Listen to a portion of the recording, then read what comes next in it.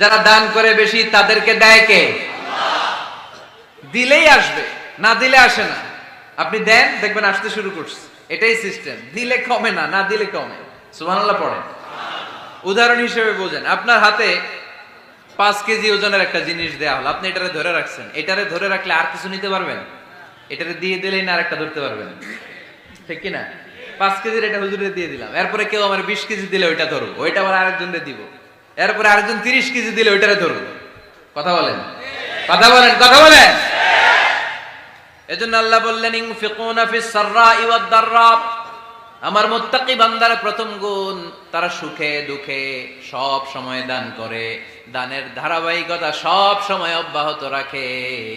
যারা সুখে দুঃখে সচ্ছল অসচ্ছল সব অবস্থায় দান করে, তাদের নাম হলো মুত্তাকি। মুত্তাকিদের প্রথম বৈশিষ্ট্য দান করে। আপনারা দান করেন তো?